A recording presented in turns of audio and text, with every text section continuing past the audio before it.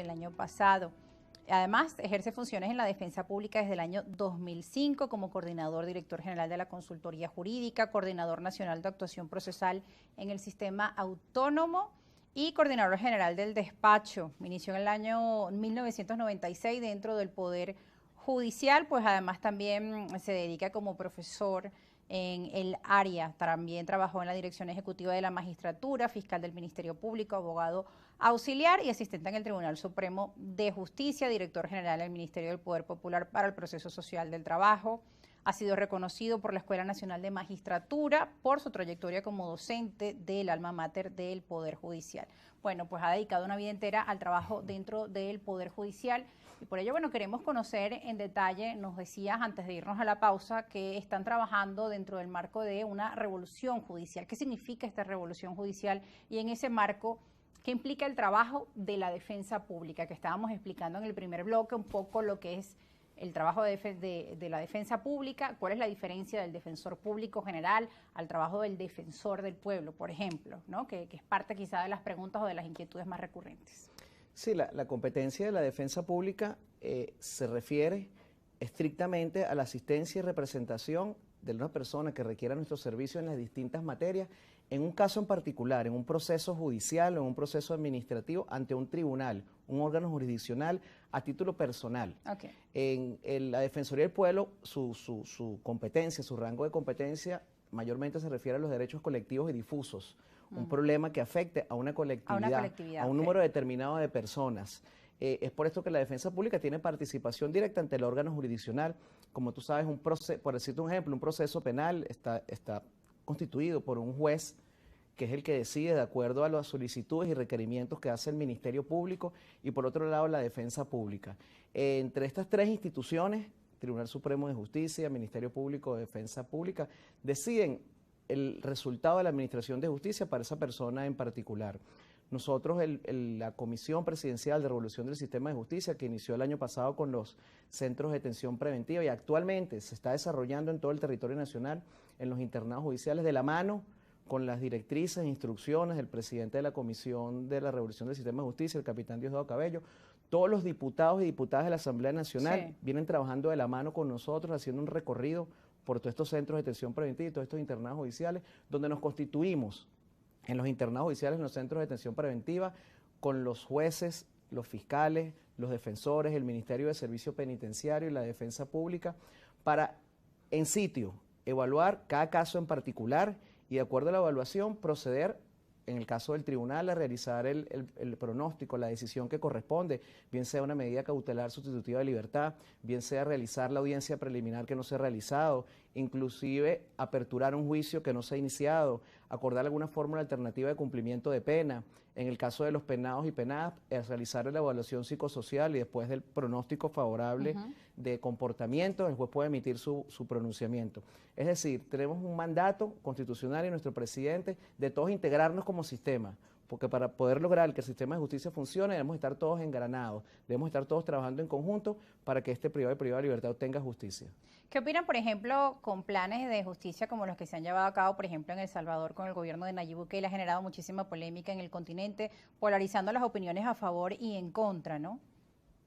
Sí, nosotros, de la mano con el Ministerio de Servicio Penitenciario, en todos estos internados judiciales, que son 87 internados judiciales, y con el arduo trabajo de la vicealmirante en jefe, de la vicealmirante Celsa Bautista, venimos transformando, y hace un tiempo se viene transformando todo lo que tiene que ver con el sistema penitenciario, donde estas personas tengan acceso al trabajo, al estudio, donde estas personas sean formadas como hombres nuevos y estas personas tengan la oportunidad de ser reinsertadas a la sociedad. Es parte del trabajo que venimos desarrollando con todas las instituciones que forman parte del sistema de justicia y nosotros como defensa pública venimos luchando para que estas personas obtengan respuesta. Nosotros en la Comisión de Estado para la Revolución del Sistema de Justicia atendimos a más de 23.845 privados y privadas de libertad, logrando alrededor de 1.881 libertades con medidas cautelares, libertades de fórmulas alternativas de cumplimiento de pena, es decir, personas que estaban esperando respuesta de justicia y una vez constituidos, una vez dando cumplimiento y una vez formándonos con todos los diputados, los fiscales, los defensores, logramos que estas personas obtuvieran una respuesta de la Administración de Justicia. Que esa es una de las preocupaciones más grandes de los familiares de muchos reclusos que aseguran que son inocentes, pero entendemos que son procesos y muchas veces son obviamente más largos de lo que la familia y la propia persona obviamente espera. Han también encontrado casos de inocentes que quizá hayan estado detenidos. Todos estos casos los revisan también ustedes allí. Precisamente lo que originó este plan, esta comisión de revolución, es atender la realidad que teníamos y tenemos todavía, porque tenemos muchas cosas por hacer todavía en cuanto a los procesos judiciales, en cuanto al desarrollo de las audiencias, el desarrollo de los juicios, pero venimos trabajando de la mano y hacemos reuniones dirigidas por nuestro almirante en jefe, Remigio Ceballos, que está muy preocupado por el tema. De hecho, tuvimos una reunión el día de ayer para tomar algunos correctivos y dar inicio de una vez por todas a que estos problemas se queden en el pasado. De igual venimos gente trabajando con nuestro fiscal general de la República, Tarek William Saá, la presidenta del Tribunal Supremo de Justicia, la doctora Gladys Gutiérrez, la ministra del Servicio Penitenciario, vicealmirante Celsa Bautista, la Defensa Pública, dando cumplimiento a que se dé de una vez por todas ya paso a la revolución del sistema de justicia y venimos trabajando en mecanismos como los problemas que se venían realizando en cuanto al desarrollo de los juicios, en cuanto a las audiencias preliminares. Hay muchas cosas por hacer y estamos trabajando para que esto ocurra. Ahora, este plan de justicia inmediata que nos mencionaba en el primer bloque, que es en marco de esa revolución judicial, busca justamente eso, quizá dar celeridad a este tipo de procesos, en qué forma van a poder atacar ese problema, ¿no? Sí, la Defensa Pública inició un plan denominado Justicia Inmediata, actualmente en fase de ejecución, que es cuando una vez la persona está condenada y está cumpliendo una pena. Logramos que todos nuestros defensores públicos y defensoras públicos a nivel nacional en fase de ejecución revisaran las causas, los expedientes de estos privados de libertad y verificar cuáles de los requisitos que son necesarios para que el juez pueda emitir una decisión les faltaba en el expediente y de esta forma el juez se pudiera pronunciar y nos constituimos en todas las presidencias del circuito judicial penal, en reuniones con los fiscales de ejecución, los defensores públicos en fase de ejecución, los jueces de ejecución, los presidentes de circuito. Hicimos una revisión detallada de todas estas causas y logramos, una vez verificado esto, personalmente oficié al almirante en jefe Remigio Ceballos en cuanto al tema de los antecedentes penales, a la ministra Celsa Bautista para la realización de las evaluaciones psicosociales, al Cuerpo de Investigaciones Científicos Penales y Criminalísticas para el tema de CIPOL. Y logramos ya finalizar todo el recorrido a nivel nacional. Solo nos queda esta semana o la que viene visitar el estado Táchira para finalizar con el plan de justicia inmediata en la fase de ejecución. Nosotros en el plan de justicia inmediata en la fase de ejecución logramos revisar 21.462 causas en los tribunales de ejecución, de los cuales obtuvimos 5.526 solicitudes de redención por trabajo y estudio, 4.295 actualizaciones de cómputo de la pena y 3.896 solicitudes de antecedentes penales, así como 980 solicitudes de CIPOL. ¿Estas solicitudes son durante este año? Perdón. Inició el año pasado el plan de justicia inmediata y ya está próximo por finalizar. Una vez que nosotros realizamos estas solicitudes, los ministerios involucrados que nos tienen que dar respuesta a esto, personalmente me hacían llegar, en el caso de los antecedentes penales, a través del viceministerio del Ministerio de Interior, Justicia y Paz, con la viceministra Lana Zuluaga, nos hacían llegar los requisitos y nosotros los consignábamos ante los presidentes de circuito para que lo entregaran a los jueces de ejecución y estos se pronunciaran. Recibimos alrededor de 576 cómputos actualizados, 759 solicitudes de CIPOL, de registros policiales y más de 1.942 certificados de antecedentes penales. Igualmente, 2.316 pronunciamientos de la Junta de Redención para que estas personas obtuvieran una respuesta en cuanto a la fase de ejecución. Nosotros desde el año pasado venimos trabajando también en el tema de las redenciones por trabajo y estudio, que a muchos privados y privadas de libertad que se encuentran en los internados judiciales no les eran consideradas estas redenciones por trabajo y estudio en algunos delitos denominados graves,